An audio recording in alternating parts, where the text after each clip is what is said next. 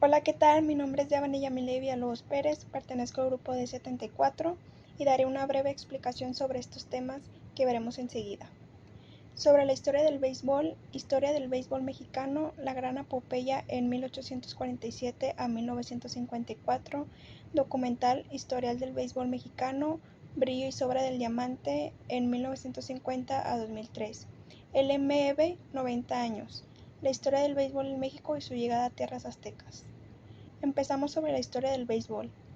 El béisbol es para muchos el deporte favorito y el más completo. Sin duda es también uno de los que más practican alrededor del mundo, y por si fuera poco, cuenta con una historia envidiable. El epicentro donde nació este deporte es sin duda en Estados Unidos, pues como mencionamos, Doubleday lo inventó en Cooperstown, en Nueva York, tomando en cuenta las bases del juego de la época medieval. Sin embargo, todas las competencias requieren de normas que lo rijan para que funcione. Sobre este tema es indispensable que salga a la luz el nombre de Alexander Cartwright II, un librero estadounidense que para muchos publicó un conjunto de 20 reglas para este juego en el año 1845. Cartwright fue acreditado por el gobierno norteamericano como el inventor de lo que hoy es el juego moderno del béisbol, pero además creó el primer club o equipo formal y organizando el béisbol fue el 19 de julio de 1846, cuando el conjunto llamado de Knickerbockers disputaron el primer partido oficial en contra de un equipo denominado como Nueva York Club, siendo el estado de Nueva Jersey la sede de aquella cita. Con la popularización que poco a poco ganó el juego de pelota en tierras estadounidenses, sobre todo esta guerra civil y su desarrollo en los campos del Liceo, ubicados en Hopkins, Nueva Jersey. Finalmente, en 1869 se dio otro gran paso en la profesionalización de este juego, pues en este año Harry Wirt, creador del equipo Cincinnati Baseball Club, pagó los primeros sueldos para la plantilla que conformó la escuadra. En 1876 llegó la Liga Nacional de los Clubes del Béisbol Profesional. Esta organización corrigió los errores y es porque ellos se mantienen a la fecha como la más antigüedad de las grandes ligas. Seguimos con la historia del béisbol mexicano, la gran epopeya en 1847 a 1954. Nos menciona que durante muchos años el béisbol superó en popularidad todos los demás deportes. En solo un par de décadas se convirtió en el espectáculo más venerado en México en los años 40, épocas en las que eran indiscutiblemente el rey de los deportes. En Norteamérica, durante la época de la colonia británica, los niños practicaban un juego llamado rounders, el cual posteriormente comenzó a germinar en sus dominios, en la costa del Atlántico hasta el Caribe. Habitualmente, el rounder se jugaba en campos abiertos delimitados por árboles o estacas.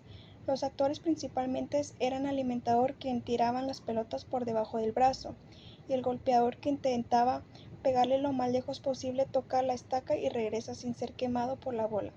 Como el rounders comenzó a crecer y muchos jugadores querían practicarlo, en lugar de tocar una sola estaca, se fueron añadiendo 2 y 3 hasta las 5 que posteriormente fueron suplidos por piedras planas llamadas bases.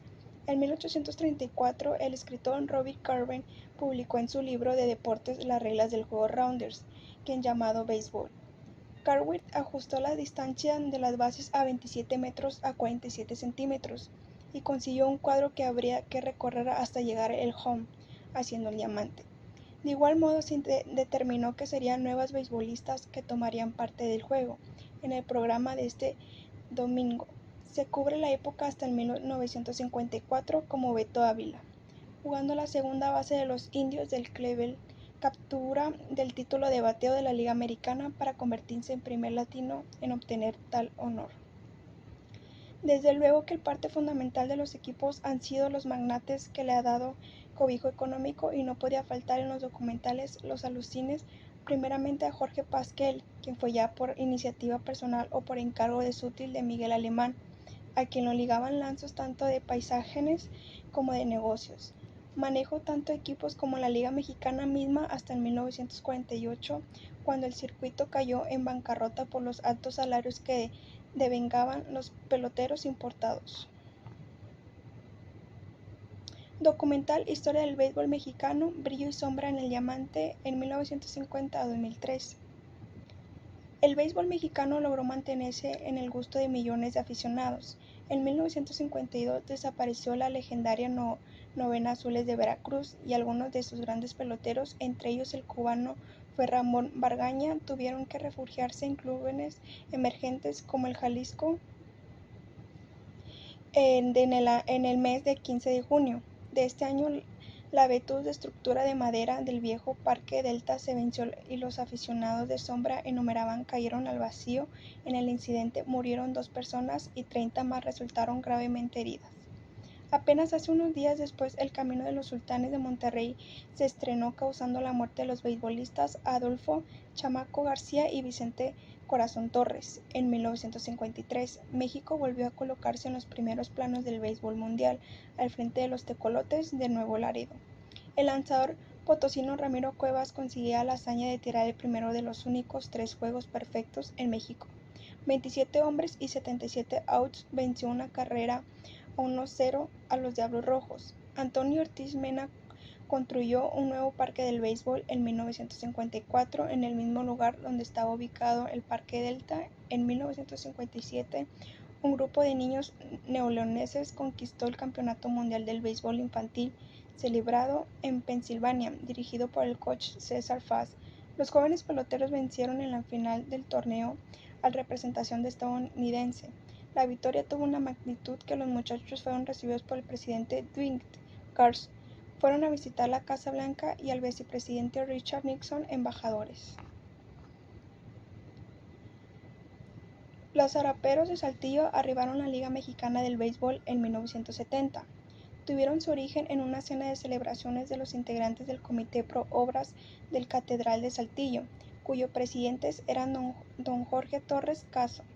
Los reunidos empezaron a solicitar datos sobre el costo de dicha franquicia, cómo adquirir jugadores y otras referencias necesarias para quienes deseaban iniciar interesantes aventuras en el rey de los deportes.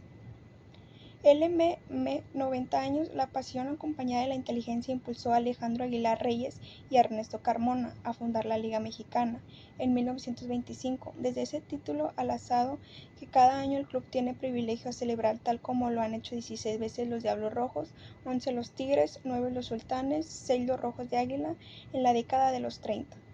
Nos dejó nombres de Apopeyas Martín, el extranjero más completo que ha pisado nuestros diamantes. Agustín Bejarano, Lázaro Salazar y Ángel Castro, sumando los nombres épicos del Alberto Romo Chávez y Basilio Brujo Rosell en 1937. Inició la compilación de las estadísticas, esa savia del béisbol, esos profetas que miraban el pasado como los bautizara el mago Septién. Lázaro Salazar patentó su don, estrategia y guión a Monterrey. 4 títulos en esa década, de 3 ellos concatenados en la 47 al 49. Por la magia del talento y trabajo único, tricampeón registro en la liga. La historia del béisbol en México y su llegada a tierras aztecas. Hay varios estados que tratan de acreditarse como en la cuna del béisbol en México, entre ellos son Nuevo León, Sinaloa, Sonora, Tamaulipas, Veracruz, Yucatán, entre otros.